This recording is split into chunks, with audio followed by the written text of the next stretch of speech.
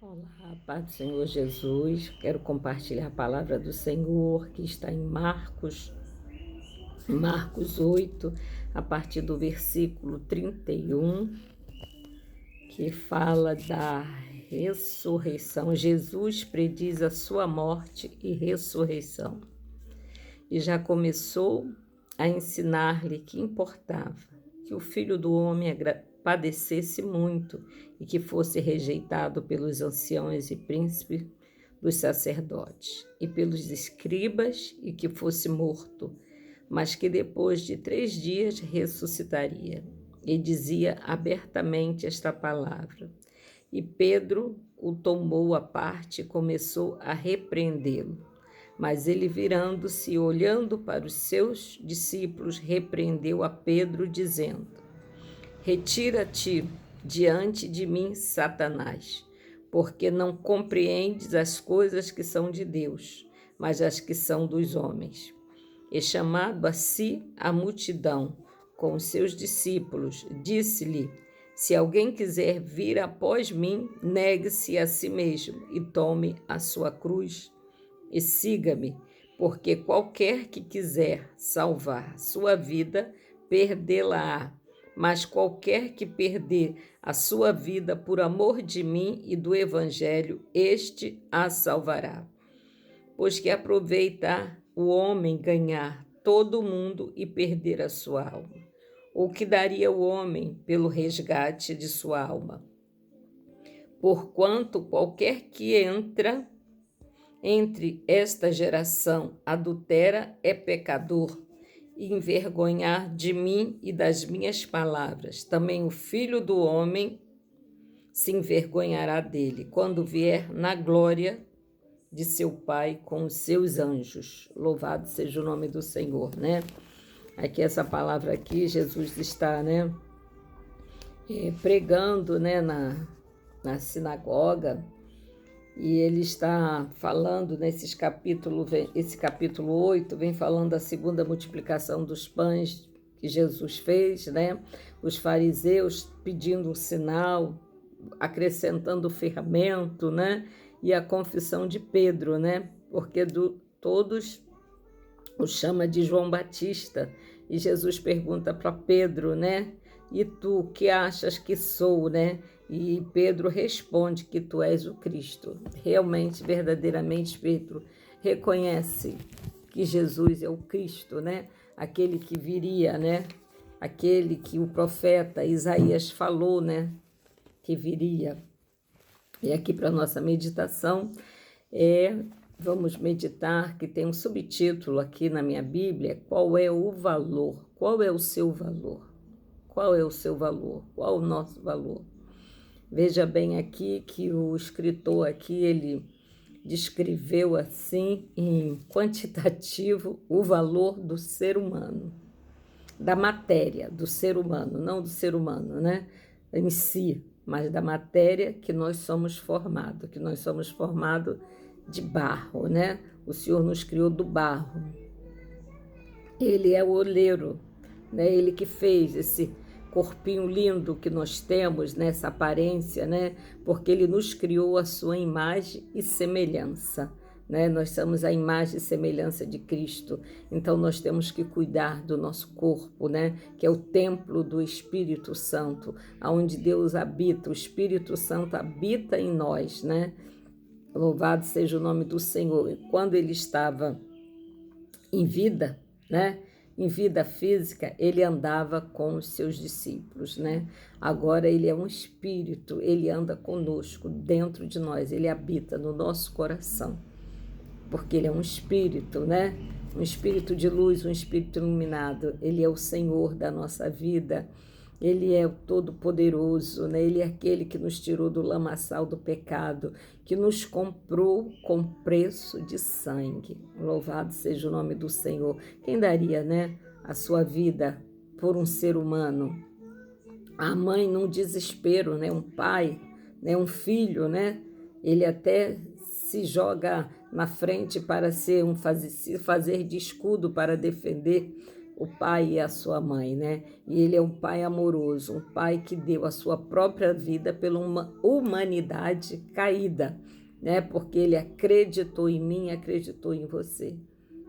E ele quis nos resgatar, e ele é o nosso intercessor universal perante o Deus Todo-Poderoso, porque ele é o Filho de Deus, né? Ele é a Trindade Santa, ele é Pai, Filho e Espírito Santo, né? É um só Deus em três pessoas, né? Aquele, né, o nosso Consolador, porque ele disse que ia, mas que ele enviaria o Consolador, ele deixaria, né, para que nós pudéssemos, né, estar, né, nas nossas aflições, nas nossas dificuldades, né, que ele seria o nosso médico, o nosso advogado, o nosso juiz, né? Cabe a cada um de nós buscá-lo, né? Quem busca, acha, né? Quem chama, né? Quem pede, recebe. Assim diz a palavra do Senhor. Então, nesta manhã, eu quero compartilhar nessa palavra contigo, que mexeu muito comigo, porque todas as palavras do Senhor são maravilhosas, né? E pela manhã que nós estamos assim, que nós acordamos, né, pela manhã e Deus nos fala, isso toca muito no meu coração, toca profundo quando eu oro e o Senhor me dá uma palavra, né, que vem de encontro à minha oração, de encontro à minha necessidade, a necessidade da minha alma, né, porque eu não clamo ao Senhor somente, exclusivamente pela minha vida, pela minha família, pela minha casa. Eu não sou um ser egoísta, né? Eu oro pela nação, eu oro pelos meus irmãos, né? Aqueles que eu nem conheço, aqueles que estão no leito de hospital, aqueles que estão presos em cadeias, né? Que eu não conheço, mas Jesus conhece, Jesus sabe, né? Ele conhece todos os seus filhos, né? Porque Ele nos tem na palma da sua mão. Ele nos conhece, porque os seus olhos são como chama de fogo. E qual pai que não conhece é o seu filho, não é verdade? Então vamos aqui à palavra, né? Que se encontra em Marcos 8, a partir do versículo 31 ao 38, a qual temos essa meditação aqui, esse estudo para nosso aprendizado, nosso entendimento também, né? Que Deus venha abrir, né, o coração e a mente, que você possa receber essa palavra no dia de hoje. Alguém calculou o valor do corpo humano e, em termos dos elementos que o compõem, tomando uma pessoa de 75 quilos como base. Ele chegou à conclusão que a gordura do seu corpo seria suficiente para fazer 300 velas. O carvão nele encontrado daria grafite para confeccionar 780 dúzias de lápis, fósforo suficiente para 800 mil palitos e ferro suficiente para um prego grande. O valor intrínseco do corpo humano, como podemos notar, não passa de míseros reais. Contudo, o valor do ser humano não pode ser determinado pelo custo dos elementos bioquímicos que o compõem, e sim pelo preço que foi pago por ele na cruz do Calvário. Para nos ajudar a fazer uma autoavaliação, Jesus abordou esse tema com uma pergunta importante: que daria o homem em troca de sua alma? Essa é uma pergunta que Jesus nos faz. Temos visto que milhões de pessoas não têm a mínima consciência do que isto representa, tratando desse assunto com indiferença ou desdém. Muitos têm vendido a sua alma por fama, riqueza, poder, prazeres. Judas, por exemplo, vendeu por 30 moedas de prata. O jovem rico vendeu por muitas propriedades. O agricultor da parábola de Jesus, por celeiros cheios de grãos. E nós temos consciência de que podemos estar vendendo a nossa alma? Vender a alma é equivalente a desperdiçar a vida com coisas fúteis e passageiras. Podemos ganhar o mundo inteiro, conquistar poder, fama e fortuna, mas nada disso nos habilitará para o céu. Nada disso vai nos dar um passaporte para entrar para o céu, a cidade celestial, a qual o Senhor preparou para mim e para você. Você vale muito mais para Deus, mas vale tanto que Ele enviou seu Filho a este mundo para morrer em seu lugar, no meu lugar, a fim de que um dia você possa ir com Ele para o céu. Esse preço pago não pode ser desperdiçado. Não permita que nenhum valor deste mundo a faça esquecer do seu valor eterno, o valor que Deus tem por cada um de nós, o apreço, o apego, o amor que Deus tem, pois foi o amor de Deus que enviou o seu Filho, gerado de uma mulher, para que vivesse como nós, mas em nada ele pecou. Nós não, nós somos falhos, nós somos pecador. Nós não estamos fomos destituídos da glória de Deus.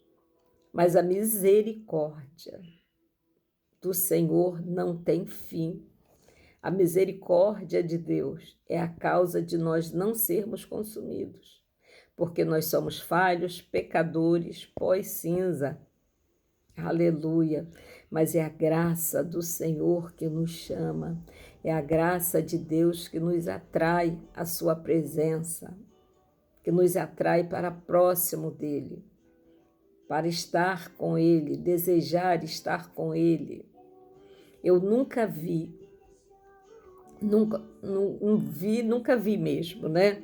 Mas assim, eu nunca ouvi um testemunho de pessoas que tiveram um encontro que estava em estado de morte ou pós-morte, né?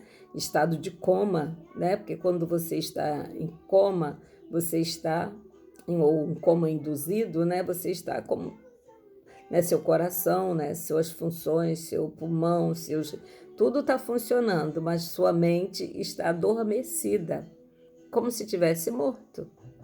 E no meio desse tempo, as pessoas, os testemunhos que eu tenho ouvido de pessoas que tiveram, né, em coma e tiveram um encontro com Deus, né, no meio desse coma, nenhuma delas disseram que queria voltar para essa terra. Todos queriam ficar com Jesus. Que coisa linda, né? Imagine como a paz, a segurança. Esses dias eu ouvi o testemunho de uma menina que relatou, né, que ela sofreu um acidente e ficou em coma. Que o médico disse que ela ia ter sequelas, que ela ia ficar cega, não ia ficar, a mente dela ia ficar travada. E ela relatou, né, que ela teve o tempo, os dias, ela calculou mais ou menos, né, as passagens que ela teve com Jesus, que foi o período que ela ficou de coma. Só que quando ela caminhou com Jesus por diversos lugares, né, de mão dada, né, ela que chegou no momento em que a entrada da cidade celestial e Jesus, né, andava o tempo todo de mão dada com ela. E quando foi para entrar, né, neste lugar que Deus mostrou, Deus soltou a mão dela. E ela, assim, deduz que foi exatamente o momento que ela acordou do coma. E ela passou um tempo, né, para poder assimilar, para poder, né? E ela é uma menina de Deus, né? Conhecedora da palavra de Deus. E assim, porque nós temos uma missão nessa terra, assim como Cristo veio, né, em missão, nós também temos uma missão nessa terra, né? Nós somos chamados de missionários, mensageiros das boas novas. O Senhor nos chama para pregoar as boas novas do seu reino. E nós temos que fazer o ID de Jesus, né? Falar do amor de Cristo, mesmo que a pessoa não receba, não entenda, mas que ela ouça, porque de uma certa forma a palavra do Senhor é direcionada para a pessoa certa. Já aconteceu com você? Você está numa condução e alguém começar a puxar assunto, puxar um papo, uma conversa com você e começa a falar dos seus problemas, é a oportunidade que Deus está te dando de falar de Jesus, falar dele para aquela pessoa. Aquela pessoa está sedenta, está ferida, magoada, e nós temos que levar as boas novas do reino de Deus, né? Pois o Senhor disse, né, que nós temos que amar o nosso próximo, né? Que o mandamento é entre os 10 mandamentos mais importantes. É amar a Deus acima de qualquer coisa e ao teu próximo como a ti mesmo. Quem é o teu próximo? É aquele que está do teu lado. O teu próximo não é a tua família, teu esposo, tua esposa, teus filhos. O teu próximo é aquele que Deus coloca do teu lado para você falar, para você abençoar, para você trazer a mensagem do reino, trazer as boas novas de salvação para aquela alma aflita. Amém? Um bom dia de salvação, que Jesus abençoe a tua vida, abençoe os teus celeiros, né? Abençoe a tua família, a tua casa, que você seja produtivo, aonde você colocar as mãos, as plantas dos pés, abençoado será. Amém? Eu te abençoo, em nome de Jesus. Glória a Deus.